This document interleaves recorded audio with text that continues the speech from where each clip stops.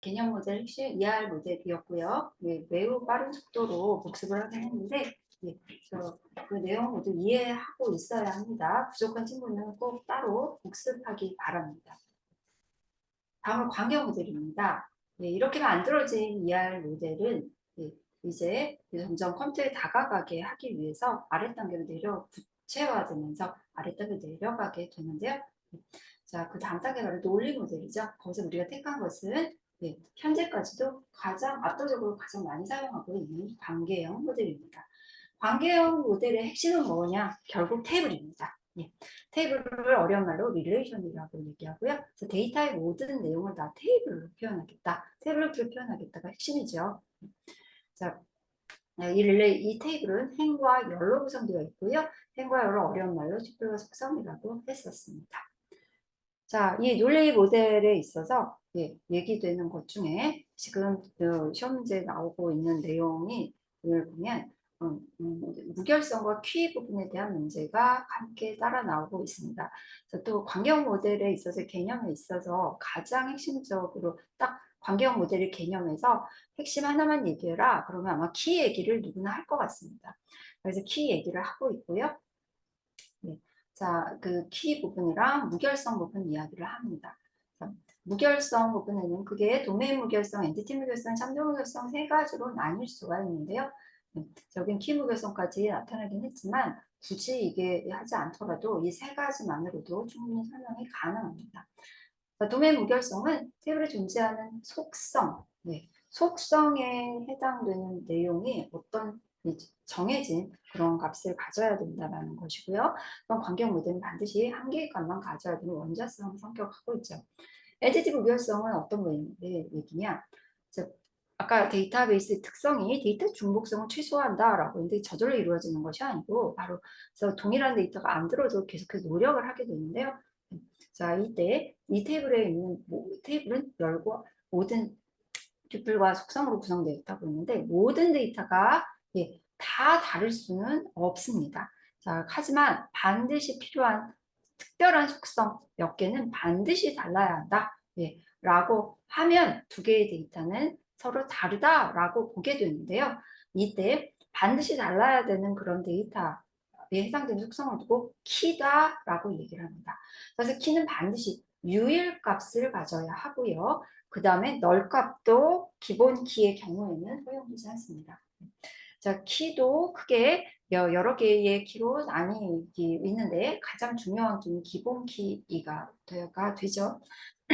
다음에 참조 무결성의 경우에는 테이블에 있는 데이터가 서로 일관성을 지켜줄 수 있도록 하기 위해서 주어지는 무결성으로서 외래키는 또 다른 테이블에 있는 기본 키 값과 같거나 아니면 값이 없거나 둘 중 하나여야만 하고 기본 키가 참조하는 기본 키가 어떤 기본 테이블에는 기본 키가 있는데 이 기본 키를 참조하는 다른 테이블 꼭 다른 테이블일 필요는 없겠지만 외래키가 존재한다 라고 한다면 이 데이터는 삭제하거나 변경할 수 없다 라고 하는 것이 참조 무결성의 중요 특성입니다. 자, 다음으로는 키의 부분인데요. 키가 크게 슈퍼키, 후보키, 기본키로 나뉘게 되죠. 자, 슈퍼키는 어쨌든 데이트 행을 유일하게 식별해낼 수 있는 속성의 집합이면 슈퍼키. 그 중에서도 유일성과 최소성, 즉 슈퍼키는 유일한 거는 가지고 있는데 거기에다가 최소한의 속성만 가지고 있는 것, 최소한의 속성만 가지고 있도록 하면 후보키가 해당되고요. 자, 최종적으로 기본키 부분은 이 후보키가 여러 개 있더라도 대표되는 딱 한 개만 뽑아내는 것을 두고 기본키다라고 하게 되고 기본키는 그 중에서 가장 중요한 것만 뽑아내니까 이런저런 조금 더 제약 조건을 더 주고 있는데 널값 허용하지 않고 값이 변경이 빈번하지 않은 널들을 선택하고 상대적으로 복잡하지 않은 그런 특성을 선택한다고 합니다. 자, 그러면서 이 기본키의 특징으로 이 네 가지 부분을 설명하고 있는데요. 유일성, 자, 주식별자다라고 하는 것은 ER 다이어그램에서 키로 표현되는 것일 수도 있고 관계형 모델에 있어서 기본 키다라고 이해하면 됩니다. 자, 이 주식별자는 어쨌든 유일하게 식별하기 목적이니까 당연히 유일성이라고 하는 특징을 갖는 건 너무 당연합니다.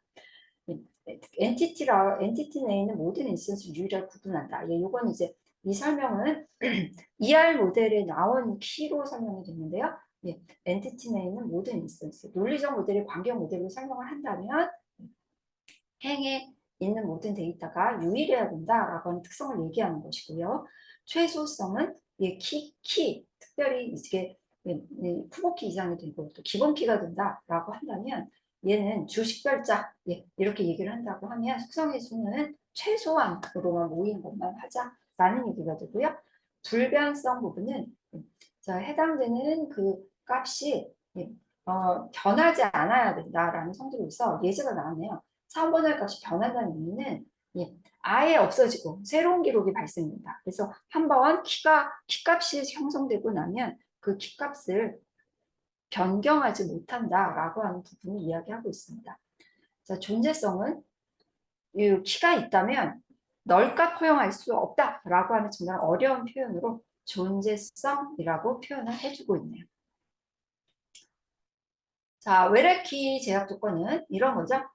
자, 다음과 같은 그 테이블 두 개가 있는데, 자, 이때 카드 번호는 카드의 기본키고요. 자, 사용 이력에 있는 테이블에서 이 카드 번호는 외래키라고 하는데, 왜 외래키냐?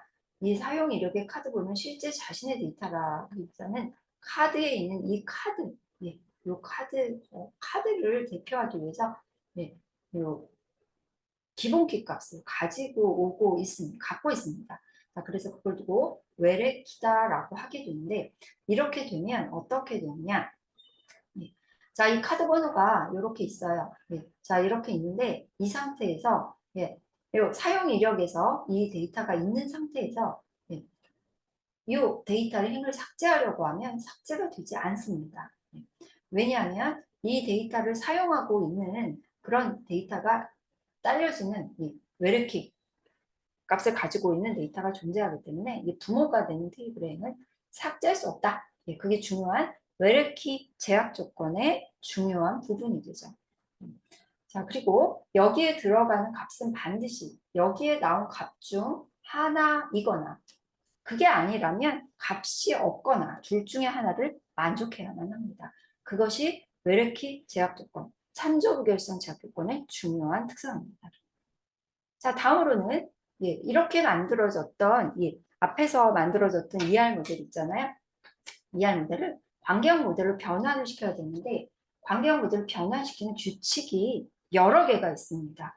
자, 그런데 제가 여기서 수업을 하는 게 아니기 때문에 ER 모델을 관계형 모델로 변환하는 규칙을 모두 다 설명하기에는 시간이 부족합니다. 자, 그래서 이 부분을 그냥 가장 그 기출 문제 많이 나와서 좀 집중이 되고 있는 문제에 국한해서만 변환 규칙을 소개하겠습니다. 자, 여기 보면 다음과 같은 ER 다이어그램이 있습니다. E1과 E2라는 객체로 구성되어 있고요. R1이랑 관계로 맺어져 있죠. 각각은 E1은 두 개의 속성, E2는 두 개의 속성 구성되어 있습니다. 이것을 관계형 모델의 테이블로 바꿔라, 변환해라 라고 했을 때 어떻게 변환되느냐. 자, 지금 있는 이런 객체는 변환이 굉장히 직관적입니다. 그대로 옮겨 적는 느낌입니다. E1이라고 하는 테이블 이름이고요. 속성도 그대로 가져가고요. 키도 그대로 가져갑니다. E2라고 하는 객체 테이블 이름 그대로 가져가고 속성도 그대로 가져가고 키도 그대로 가져갑니다. 어렵지 않게 변환이 되죠. 자, 그런데 이제 조금 이렇게 변환할 때 신경 써야 되는 부분은 관계 부분이 될 텐데요. 자, 이 관계 보겠습니다. R1이라는 관계가 어떻게 관계 타입이 좀 정확하게 표현하면 관계 타입일 텐데 어떻게 테이블 변환되느냐. 자, 이 관계는 자체가 자신의 속성을 갖고 있지 않죠. 이 관계라고 하는 거는 이 관계는 개체들을 연결시키는 목적이거든요. 그래서 이 관계는 연결된 개체를 표현하는 것이 본연의 목적입니다.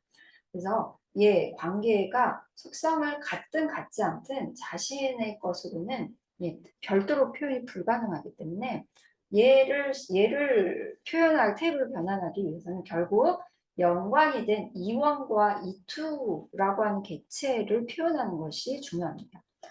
그래서 이 R1을 테이블을 변환하기 위해서는 이쪽에 있는 객체와 저쪽에 있는 객체의 속성을 갖고 오면 될 텐데 이걸 두 개를 다 가지고 오면 데이터 중복이 일어나잖아요. 그래서 키만 갖고 오는 거죠. 자, 그래서 키만 갖고 옵니다.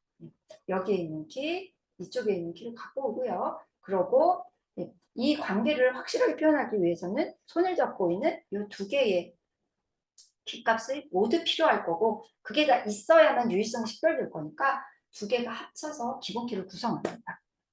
그리고 여기에 나온 A1과 B1은 원래 R1의 속성은 아니잖아요. 얘는 누구 거예요? E1에 있는 키고 얘는 E2에 있는 키니까 외래키에 해당됩니다. 자, 그래서 기본키 외래키를 모두 표현했습니다. 자, 다음으로 다음과 같은 이해를 다루겠습니다. 이것은 어떻게 읽어낼 수 있을까요? 2,3과 2,4라는 객체가 있는데 2,3은 2,4의 1대 n의 관계로 맺어져 있어요. 연결되어 있습니다. 그리고 R2는 C5라는 속성도 갖고 있습니다. 관계가 속성을 가지는 것도 허용되죠. 자, 이건 어떻게 변환을 하느냐? 자, 얘는 이것과 똑같은 방식으로 변환을 하려고 봤더니 중복이 일어나서 중복을 뼈만큼이라도 더 줄이려고요. 어떤 방법을 택하냐면요. 이 다측에 있는 객체의 관점에서 볼 때 원칙은 딱 하나라는 것이 보장이 되니까 그러면 다측에다가 이쪽을 원칙에 있는 것을 표현하자. 그러면 중복이 다만 요만큼이라도 중복 여기 두 번 나오는 게 한 번만이라도 나올 수 있으니까 중복이 줄어든다라는 관점에서 다측에 있는 엔티티를 변하는 쪽에 관계를 몰아놨습니다. 그래서 2, 3은 그대로 테이블을 변환시키고요. 다음에 2, 4는 일단 C3, C4 그대로 가져가는데 이쪽에다가 R2라는 관계를 표현하는 것에 포인트를 맞추게 되면 R2라고 하는 것 결국 관련이 된 2, 3에 2, 3이 뭔지 알려줘야 되잖아요. 자, 그래서 2, 3 측에 있는 기본키를 갖고 옵니다. 기본키를 자신의 외래키로 가져오게 되는 거고요. 관계 있는 속성을 자신의 거로 갖고 오게 되고요. 여기에 2, 4의 키는 변동될 이유가 없기 때문에 2, 4의 기본키는 그대로 가져가고요. 여기서 나온 C1은 자신의 속성이 아니잖아요. 관련을 맺고 있는 2, 3의 속성이기 때문에 외래키로 표시가 되어 있습니다. 자, 그래서 이 문제는 딱 유형이 ER 모델링을 그려라 라고 한 다음에 이렇게 된 거를 테이블 변환시켰을 때 이런 방식으로 변환이 가능하면 오케이입니다. 자, 이제 기출문제 들어가겠습니다. 요약 끝났고요. 자, 기출문제 들어가겠습니다. 자, 다음과 같은 문제가 있습니다. 자, 문제 풀어보세요. 문제 어렵지 않죠? 아까 그 요약 부분에 나온 내용 그대로입니다. 자, 풀어보세요. 자, 여기 채팅창에다가 답을 막 써줘도 돼요. 그럼 더 신날 것 같아요. 아는 친구가 많을 것 같은데 기억은 답이 이거고요. 니은은 답이 이거고요. 적어보세요.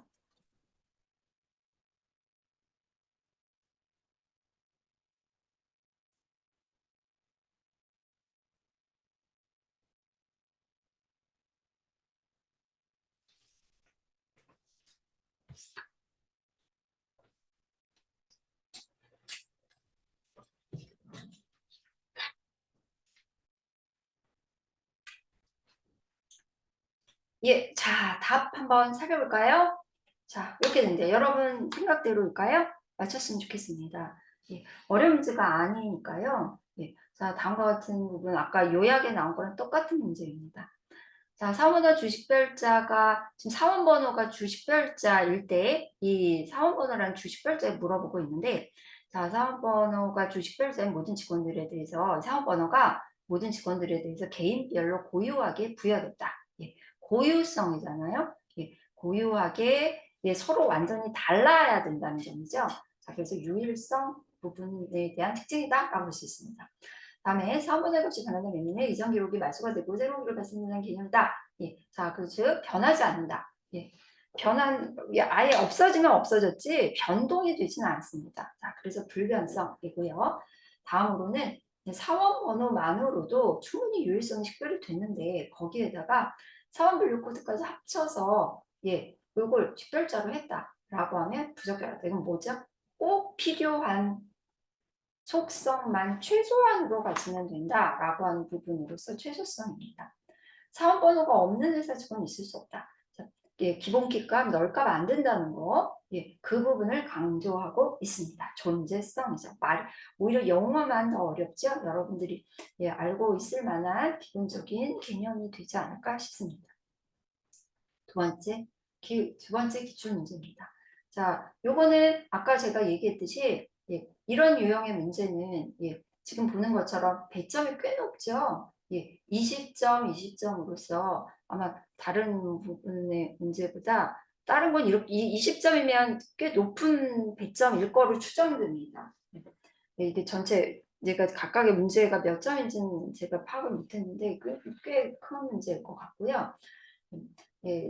지금 제가 얘기를 한 것처럼 여기는 크게 이해할 못 요구사항이 딱 주어졌을 때 이걸 이해할 다그램 그리고 그것을 테이블로 변환하는 것. 그런 문제는 저라도 문제를 낼 것 같다라고 얘기를 했습니다. 자, 그래서 이 문제가 나오고 있습니다. 그리고 서술형이죠. 서술형, 수행형 뭐 이런 것 같습니다. 자, 다음과 같은 그려져 있는 그 이해할 다그램이 있는데 이걸 밑에 요구사항을 보고 조금 더 수정을 해서 표현을 하라라고 하는 내용인 것 같네요. 저기 보니까 요구사항이 이렇게 나와 있어요. 한번 해보세요. 그리고 요거를 관리. 이거 신발에도 좀 이렇게 빨갛게 이런 거 상관없나요? 알겠습니다. 감사합니다. 네.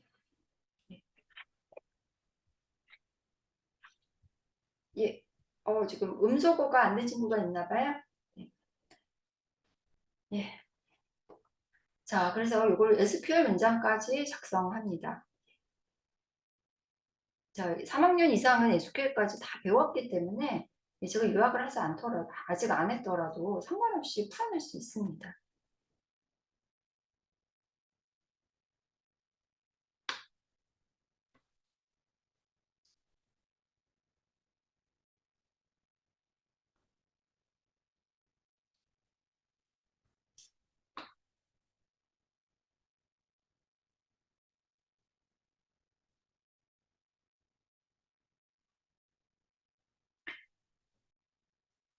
더 많은 시간을 줘야 되겠지만 저희는 시간이 제한되어 있으니까 다 확인하겠습니다. 우선 여기에 나온 내용 중에서 조금 내용들을 한번 보면 자, 여기 보니까 기관 개체적, 부서 개체적 관계 집합인 관리가 존재하는데 각 부서에 한 명의 관리자가 있지만 한 직원은 여러 부서를 관리할 수 있다라고 하는 표현이 적혀 있고요.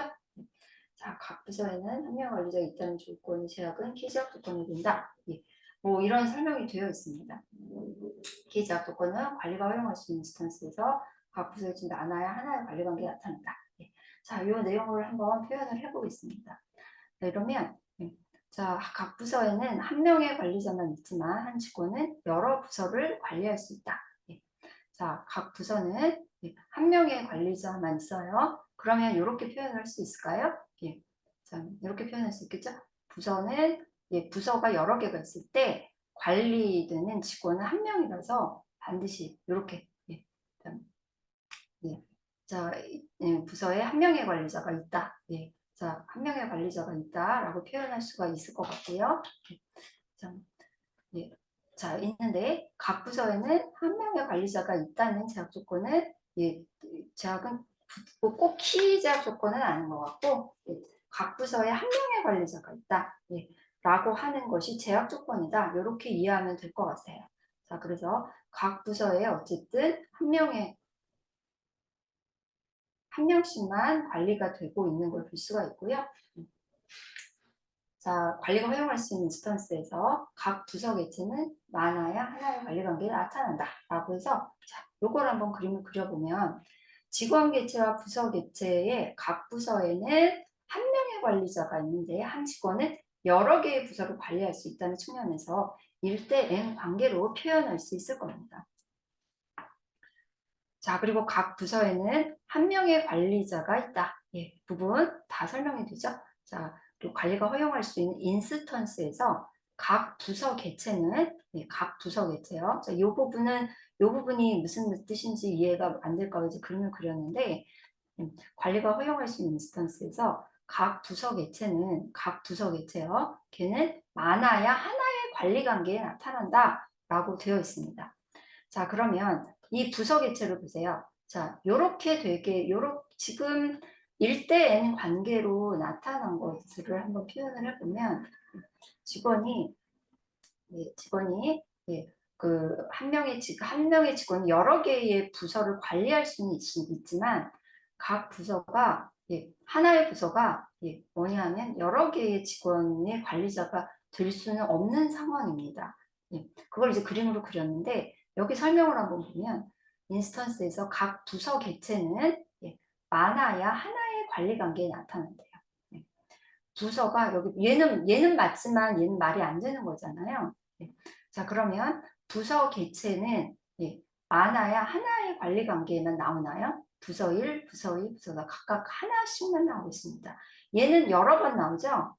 이런 관계는 안 된다는 얘기입니다. 즉, 이 밑에 있는 설명은 1대1 관계를 다시 한번 설명해주는 부가 설명일 뿐이니까 이 설명이 이해가 안 된다고 해서 이 그림을 못 그려내지는 않을 것 같습니다.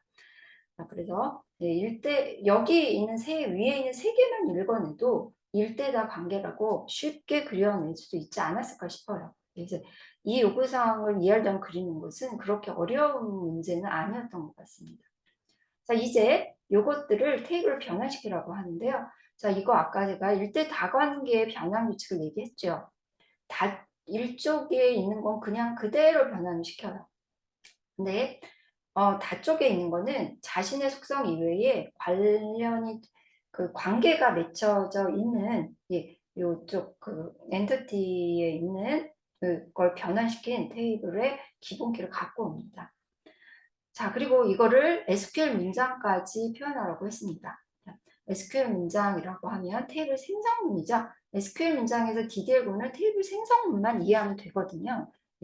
자, 그러니까 문제에 나올 만한 문제는 테이블 생성문입니다. 그래서 create 테이블 직원이라고 하고 직원문은 직원 이름을 썼습니다. 자, 다음 부분은 데이터 타입 부분은 여기에 뭐라고 어떻게 하라고 설정되어 있지는 않으니까 여러분들이 임의로 작성하면 될 겁니다. 자, 임의로 작성하고 이 중에 직원 번호가 기본키니까 기본키다, 프라이머리 키다 이렇게 써주면 될 거고요. 부서 부분은 부서 크리에이트 테이블 부서라고 쓰고요. 부서 코드 부서 이름 그대로 가져갔고요.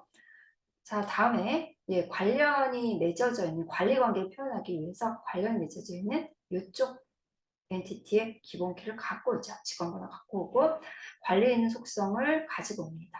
자, 그리고 여기서 끝나는 게 아니죠. 부서 코드가 기본키라는 거 표시하고요. 그 다음에 이 직원 번호는 자신의 속성이 아니잖아요.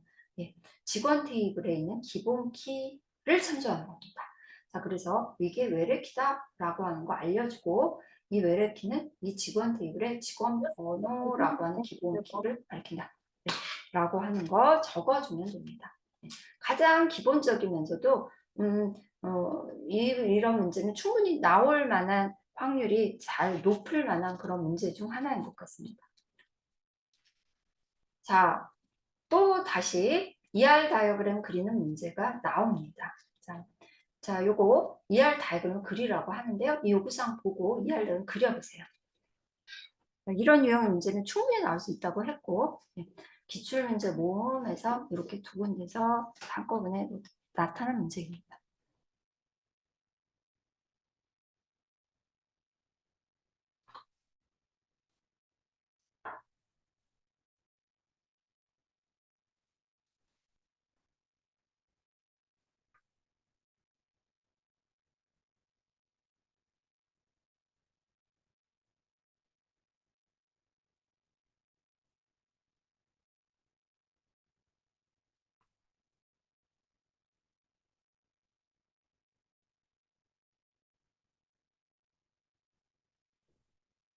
자, 역시 이것도 이 요구사항을 보고 ER대응 그릴 때는 시간이 좀 필요하긴 합니다. 그렇긴 합니다만 역시 제한된 시간이라고 하는 부분이 있기 때문에 바로 답을 보겠습니다. 다음과 같이 그려낼 수 있습니다. 자, 볼게요. 자, 지금 일단 글자로 써 있는 부분도 있고 표로 써 있는 부분도 있습니다. 일단 글자로 써 있는 부분을 읽어보겠습니다. 고객이 있대요. 고객이 고객번호와 이름 부여 관리한답니다. 그리고 전화번호 주소를 함께 기재한대요.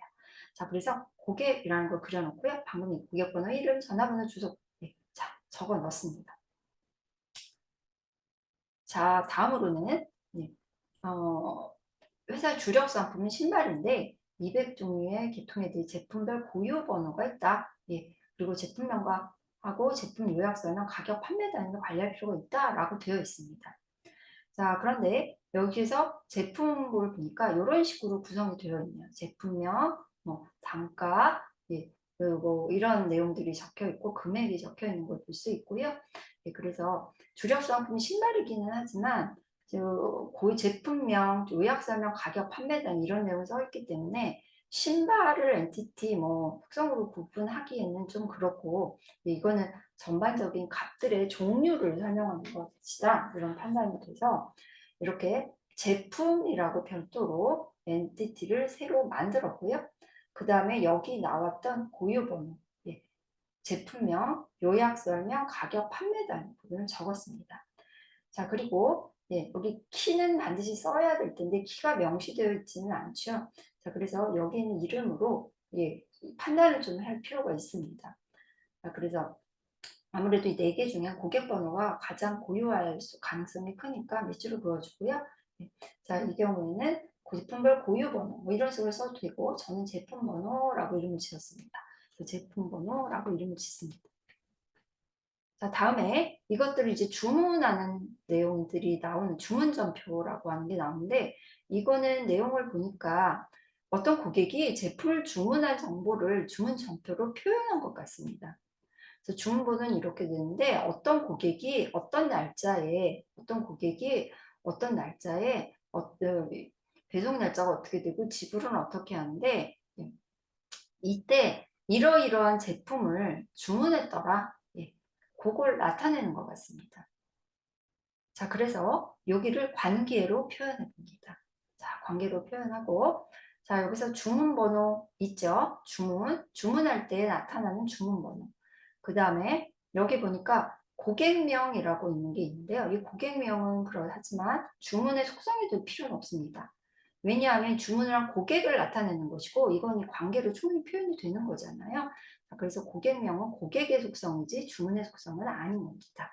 주문 날짜 보겠습니다. 주문 날짜는 주문했을 때만 알 수 있잖아요. 그러니까 주문의 속성으로 잡았고요. 자, 다음에 배송 날짜 보겠습니다. 자, 배송 날짜 주문해서 배송할 때 하니까 주문 속성, 지불 방법, 주문했을 때 지불하니까 지불 방법. 예, 이렇게 되고 밑에 있는 본을 보면은 예, 항목 번호가 있는데 큰 의미가 없어 보여서 넘어가고요. 제품명이 나와 있는데 이 제품명 주문의 속성을 넣을 필요가 없겠죠. 왜냐하면 이 주문에 관련을 맺고 있는 엔티티에 충분히 나와 있는 정보니까 예, 여기에 속성으로 가져가지 않습니다. 단가가 나와 있는데요. 이 단가 역시 제품 하나하나의 가격을 의미할 테니 얘의 속성을 가져가지 않고요. 주문 수량, 자, 주문 수량 필요하겠죠? 자, 주문 수량 가져갔고요. 각각 주문 수량에 해당되는 금액 들어갔습니다. 자, 그래서 총 주문 금액이 나오게 되는데 이 총 주문 금액 부분 속성은 어떻게 할까 고민을 해보면 이 총 주문 금액은 결국은 단가에다가 제품의 단가에다 주문 수량을 곱해주면 총 주문 금액이 나올 거 아니에요. 그러니까 이건 굳이 저장할 속성은 아니기 때문에 ER 다이어그램에 유도 속성이라는 게 존재합니다. 자, 그래서 유도 속성으로 이렇게 점선으로 표현을 했습니다. 자, 이렇게 ER 그려요. 이제 그 다음 문제는 좀 뻔합니다. 이제 이 ER 다이어그램 그리면 이제 연계 문제를 낸다. 그러면 관계형 스키마로 변환하라는 문제가 나올 겁니다. 자, 그래서 관계형 스키마 변환하고요. 그때 스키마를 변환할 때 SQL로까지 나타낼 수도 있고 그렇지 않더라도 최소한 기본키랑 외래키 정도는 표기하라는 정도의 문제는 나오고 있는 유형임을 볼 수 있습니다. 자, 바꾸면 어떻게 돼요? 이렇게 되죠? 고객과 제품은 그대로 가져가죠. 그대로 표현하고요. 요게 기본키라는 거 표시했고요. 이 주문이라는 건 다대다 관계인데요. 다대다 관계에 있을 관계는 그대로 테이블 변환합니다. 그대로 테이블을 변환하고 자 이때 보면 해당되는 속성들을 그대로 가져가고 여기에 연관이 있는 고객 번호와 제품 번호까지 그대로 갖고 옵니다. 얘네는 웨르키가 되겠죠? 옆에서 갖고 오니까. 근데 이제 이때 보면 저희가 이 주문 번호는 고객이 제품을 주문할 때 하나의 고객이 여러 번 제품을 구매할 수도 있기 때문에 뭐 제품도 여러 개의 고객을 주문할 수 있어서 고객 번호와 제품 번호만으로는 조금 식별이 어려울 수 있어서 주문 번호라는 것을 여기서 또 따로 두고 있었습니다. 자, 그래서 주문 번호 하나만 있더라도 이 주문에 해당되는 정보를 유일하게 식별이 가능할 거니까 구태여 고객 번호와 제품 번호까지 키로 가져갈 필요는 없을 거고요. 주문 번호만 기본키로 가져갑니다. 왜냐하면 기본키는 최소한의 속성만 갖고 있으면 되는 거니까 주문 번호만으로 충분히 유일함이 식별되니 이 경우는 주문 번호를 기본키로 가져가는 방식으로 그렇게 변환했습니다. 자, 그래서 가장 조금 해당되는 게 좀 서술형이 나올 가능성이 꽤 크고 배점도 클 것으로 예상이 되는 모델링 부분, ER 모델링과 논리 모델링 부분 살펴봤습니다. 자, 이제 세 번째 주제는요, 정규화라고 하는 주제예요. 자, 정규화라고 하는 주제는 조금 전에 봤던 이 테이블로 변환이 끝나고 나서 이 테이블로 변환됐을 때까지의 설계 과정을 재점검하는 과정이다. 이렇게 볼 수 있습니다. 그래서 논리적 설계 단계의 맨 마지막에 수행을 하게 됩니다. 자, 이 정규화 부분. 자, 이 정규화 부분은 기출문제에서 보면 이 정규화 부분도 조금 많이 나오는 편인 것 같습니다. 그 이유를 한번 생각해 보면 정규화 자체가 물론 중요할 수도 있습니다만 제 생각으로는 이 정규화 부분이 이런 식의 규격화된 문제를 낼 때 유형에는 조금 문제를 내기가 문제를 내기가 좀 편한 문제일 수 있을 것 같아요. 왜냐하면 이 정규화 문제는 예를 들면 어떤 릴레이션을 주어주고 릴레이션이 몇 정규화인가 뭐 이런 것들을 물어보게 되는데 이렇게 되면 답도 딱딱 떨어지고 또 그 이유도 분명하게 설명할 수 있는 내용들이니까 문제화하기에는 굉장히 좋을 만한 부분인 것 같아요. 그래서인지 제 탑시트에서도 이 부분을 문제로 내는 경향이 좀 높은 것 같습니다. 자, 그래서 정규화 부분도 문제에 나오고 있는데요. 이 부분 또 이해해 보도록 하죠. 물론 또 이 정규화 부분도 수업을 하려고 하면 최소 한 주 이상은 잡는 내용이지만 우리는 그럴 시간이 없는 입장이니까 역시 또 짧게 살펴보도록 하겠습니다. 자, 이상현상이라고 하는 부분이 있습니다. 자, 역시 에센스에 있는 내용 카피 앤 페이스트 했습니다. 거기서 이제 중요한 핵심되는 내용만 카피 앤 페이스트 한 거고요. 자, 이 정규화 부분에서는 어떤 부분에 관심을 두면 되냐면 데이터 속성들 간의 관계에 관심을 가집니다. 자, 그래서 속성들에 관심이 많은데 이 속성들이 하나의 테이블에 속성들이 있을 때 필요 없는 속성이 있을 수 있어서 그런 필요 없는 속성으로 인해 조금 저희가 데이터를 수정할 때 이상한 현상이 발생할 수 있다고 합니다. 그걸 두고 이상현상, 애노말리라고 하는데요. 이 이상현상은 언제 발생하느냐? 데이터를 변경할 때 발생합니다. 데이터를 변경하는 부분은 삽입, 삭제, 수정 이렇게 세 가지로 구분할 수 있습니다. 그래서 크게 삽입 이상, 삭제 이상, 수정 이상 이렇게 세 가지로 구분됩니다. 자, 그래서 다음과 같은 예제가 주어지는데요. 자, 다음과 같은 테이블이 있는데 여기서 삽입, 삭제, 수정 이상이 발생한다라고 설명하고 있습니다. 자, 어떤가 하면 여기에서 이제 다음과 같은 테이블에 있는 속성들이 이렇게 다섯 가지 속성 구성되어 있는데 여기서 기본키는 학번이라고 하는 상황에서 이 테이블에다가 예, 경영정보학과가 경영관에 있다라는 그런 정보를 넣으려고 합니다. 네, 경영정보학과가 경영관에 있다라고 하는 정보는 독립된 정보일 테니까 그 정보를 넣고 싶을 경우가 있을 수 있겠죠. 자, 그래서 그 넣을 정보의 테이블을 보니까, 스키마를 보니까 이 테이블인 거예요. 그래서 딱 봐서 여기에다 경영정보와 경영관 넣으려고 했습니다. 그랬더니 뭐죠? 불사. 학번 전공성이 기본키로 되어 있으니 기본키는 반드시 값이 들어가야 된다고 그랬잖아요. 그래서 값이 들어가야만 넣을 수 있습니다. 자, 그런데 우리는 경영정보학과 경영관 정보밖에 모르거든요. 자, 그렇게 되면 학번 정보가 없으니까 넣을 수가 없으니까 우리가 어떻게 해야 되겠어? 할 수밖에 없어. 학번에다가 가자 학번 하면서 넣을 수밖에 없습니다. 억지로 구겨서 넣는 거죠. 자, 그리고 내가 실제 존재하지도 않는 가짜 학번을 만들어서 까면서까지 삽입을 하지 않으면 데이터를 넣을 수가 없습니다.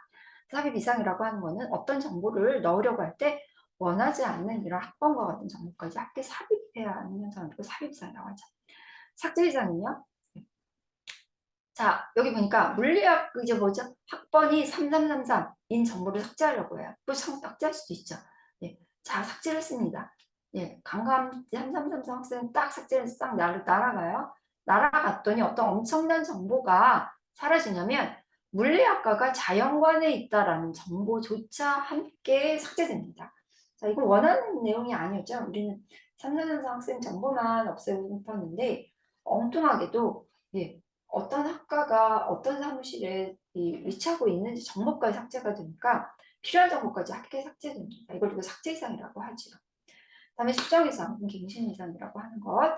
예를 들어서 컴퓨터 공학과의 사무실이 공학관에서 미래관으로 수정을 해야 되는데 이 데이터가 중복되어 있습니다. 이 중복된 데이터 중에서 어떤 하나의 행만 수정을 했다. 이럴 수도 있을 거잖아요.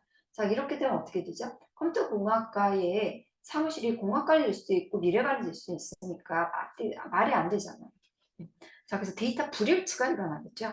자, 그래서 수정 이상, 갱신 이상 어떤 정보를 수정하고자 할 때 동일한 내용을 여러 건의 데이터에서 반복 수정을 해야 돼서 만약에 이 중에 일부만 수정하게 되면 데이터 불일치가 일어나는 현상이다 라고 하게 됩니다. 자, 그래서 이 탭에서 보면 결국은 학과명 학과 사무실이라고 하는 요 정보가 굳이 이 테이블에 같이 다른 속성이랑 혼합되어 있을 필요가 없겠구나 를 알 수 있습니다. 바로 이것 때문에 다음과 같은 이런 데이터 중복 현상이 발생하면서 많은 문제가 발생하고 있는 걸 파악할 수 있죠. 자, 그래서 이 문제를 해결하기 위해서 지금처럼 이렇게 직관적으로 학과명, 학과 사무실 서로 관련 있는 속성이 있고 여기 있는 정보랑은 상관이 없어. 이렇게 하지 않고 이걸 이론화 시킨 건데요. 자, 이론화 시키기 위해서 아예 이런 이론을 근거로 해서 이거를 조금 더 확실하게 속성 간의 관계를 표현하고 그거에 의해서 이 이론에 의해서 나는 이 테이블을 새로 설계했다라고 규정짓게 하는 이론 중에 하나가 정교합니다. 자, 그래서 그 이론을 뒷받침하는 가장 중요한 이 내용이 함수 종속성이라고 하는 개념입니다. 자, 얘는 어떤 그 테이블에 속성이 있을 때 어떤 속성들의 집합이 또 다른 속성의 집합을 할 때 해당되는 값이 똑같다. 해당되는 A의 값이 같을 때 B라고 하는 속성 값이 늘 같다라고 하면 X는 Y를 결정한다라고 지금 짓고 이런 식으로 쓰게 됩니다. 자, 이 함수 종속성의 유형에는 부분함수 종속이라고 하는 게 있고 이행함수 종속이라고 하는 게 있는데요. 부분함수 종속이라고 하는 것은 예를 들면 이렇습니다. 자, 여기 보니까 예, 에센스에 약간 오타가 있는 부분은 제가 다 정정을 했습니다. 보니까 오타가 있는 부분도 간혹가다 존재하더라고요. 예, 그것은 제가 수정을 한 상태로 올렸으니까 에센스에 나온 거랑 여기 나온 게 좀 다른 부분이 있을 때 지금 제가 여기 진하게 했는데요. 에센스에 좀 오타가 있어가지고 제가 수정한 겁니다. 예, 제가 한 게 맞는 거니까 그걸 보면 됩니다. 자, 사원번호, 빌딩 번호가 합쳐져서 시작일자 결정하기도 하지만 얘를 구성하는 속성 중에 일부가 또 다른 속성을 결정한다 라고 하면 이걸 두고 부분함수 종속이다 라고 얘기를 하게 되고요. 이행함수 종속의 경우에는 얘가 얘를 결정하고 일단 키가 되면 그 해당되는 테이블의 키는 나머지 모든 속성을 결정하게 됩니다. 자, 그래서 공급자 번호가 만약 키라고 하면 소재지와 운송거리라고 하는 나머지 부분을 일단 결정할 수밖에 없는데 그 중에서 소재지가 또 운송거리를 결정하면 공급자 번호가 운송거리를 직접적으로 결정하면서도 이걸 타고 한번 들어가면 예, 이렇게 한번 타고 들어가면 또 이렇게 가죠. 그러면 이걸 두고 이행성이 있다라고 얘기를 해서 이행함수 중독성이다라고 이야기를 하게 됩니다. 좀 짧은 시간에 함수 중독성 얘기 자체를 전혀 모르던 친구가 예, 이걸 이해하기는 조금 어려움은 있습니다만 일단 들었던 친구들의 경우라면 충분히 이해할 수 있을 거라고 보고 넘어가겠습니다. 자, 이러한 이론을 근간으로 해서요, 정규화, 정규형이라고 하는 과정을 거치게 됩니다. 자, 그래서 1NF라고 제1정규형, 제2정규형, 제3정규형, BCNF, 제4정규형, 제5정규형에서 나와 있습니다. 여러분 에센스에서는 5정규형까지 모두 다 설명이 되어 있긴 합니다만 예, 실제 그 대부분의 데이터베이스 이론책, 개론책과 또 현업에서도 그렇고 실제 기출문제에서도 4, 5정규형, 5정규형은 다루고 있지 않기 때문에 예, 알 필요 없을 것 같습니다. 자, 그리고 실제 저도 수업할 때 그런 이유에서 BCNF까지 다루고 있습니다. 그러니까 SS에 4정규형, 5정규형 있으니까 공부해야 되는 거 아니야? 걱정 안 해도 됩니다. 그냥 BCNF까지만 하면 됩니다. 그냥 그 2학년 이상, 3학년 이상이라면 그냥 학교에서 저랑 수업했던 친구라면 그냥 거기서 배운 내용만 소화하면 다 문제 풀 수 있습니다. 비정규 릴레이션, 원자값이라는 도메인을 분야한다. 그래서 1정규형은 무조건 모든 릴레이션 제1정규형이기 때문에 제1정규형인지 묻는 문제는 절대로 나올 수 없을 겁니다. 그건 넘어갑니다. 자, 그래서 그 제1정규 문제가 발생하는데 문제가 뭐냐? 부분함수 종속이 존재하기 때문에 문제가 발생하고 거기서 문제가 발생한 걸 없애면 제2정규형이 됐는데 제2정규형이 발생하는 이유에서 이행함수 종속을 제거하면 3정규형이 되고 또 제3정규 문제가 발생하는 이유가 결정적 후보자가 아닌 함수 종속이 있어서 그걸 제거하면 BCNF에 도달하게 됩니다. 자, 그래서 그 내용을 조금 더 살펴보면 다음 내용과 같습니다. 자, 지금 여기 있는 내용은 2차 정규형이 아니라고 하는데요. 왜 그런가? 바로 이 함수 종속성 부분입니다. 자, 여기 보니까 학번 과목 코드가 지금 과목명과 이름 학점을 결정하고 있는데 그 중에서 일부인 결정원, 결정자 이런 과목 코드가 또다시 다른 속성을 결정하고 있죠. 그러면 이걸 두고 부분함수 종속이 발생한다 라고 합니다. 자, 그러면 지금 그렇게 되면 자, 얘는 더 높은 정규형으로 만들기 필요하게 됩니다. 자, 그래서 높은 정규형을 만들게 하기 위해서는 어떻게 되느냐? 문제가 되는 속성을 요거죠? 문제가 되는 이 속성을 따로 다른 테이블로 분해를 합니다. 그래서 빨간 테이블 하나 만들고요. 그럼 이제 나머지 테이블은 어떻게 되느냐? 결정자만 가져가고 나머지 포함되지 않은 속성을 가져가는 방식입니다. 자, 그래서 하늘색 릴레이션, 그래서 빨간색 릴레이션과 파란색 릴레이션 나누어서 만들어서 이렇게 잘못 만들어진 릴레이션을 이렇게 두 개의 릴레이션으로 분할하게 됩니다.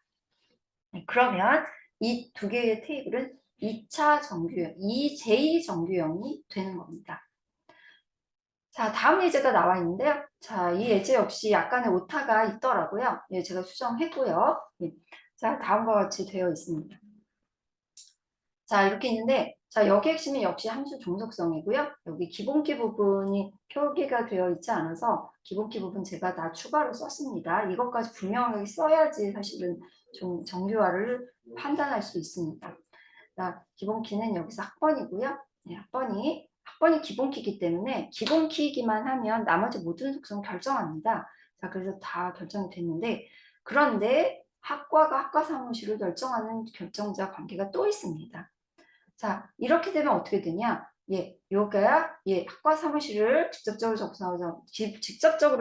결정하기도 하지만 이걸 타고 가서 또 이렇게 한 번, 두 번, 이걸 거쳐서 간접적으로 또 결정할 수 있다라고 하는 걸 이행함수 종속성이라고 합니다. 문제가 되는 게 얘잖아요. 자, 그래서 얘만 빼면 되니까 이 부분을 따로 다른 테이블을 만듭니다. 자, 그리고 이 문제를 해결하기 위해서 어떻게 하느냐? 포함되지 않는 속성이랑 결정자 부분만 가져가서 하늘색 테이블을 만들게 됩니다. 그래서 이렇게 잘못 만들어진 이 테이블을요, 빨간색 밀 테이블이랑 하늘색 테이블로 나누어서 분할합니다. 자, 이러면 이제 얘는 제3정규형 수준으로 정규화가 되게 됩니다.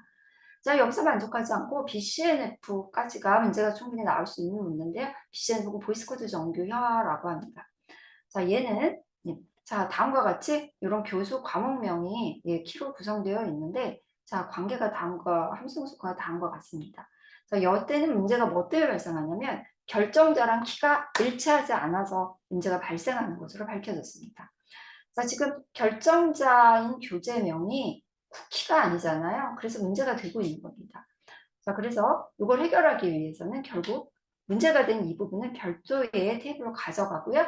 나머지 테이블은 이 빨간 테이블에 포함되지 않은 요거와 결정자를 포함해서 하늘색 릴레이션, 그래서 빨간색과 하늘색 테이블로 쪼갭니다. 그러면 이렇게 잘못 만들어진 형태의 테이블이 이렇게 두 개의 빨간색 이랑 하늘색 테이블로 쪼개지고 조금 더 나은 형태의 테이블로 변환되는데요. 바로 이게 키와 결정자가 일치하는 BCNF 정규화 상태입니다.